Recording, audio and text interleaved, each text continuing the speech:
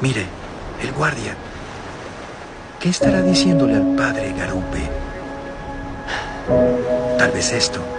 Si realmente es un cristiano, apostatará y no los dejará morir.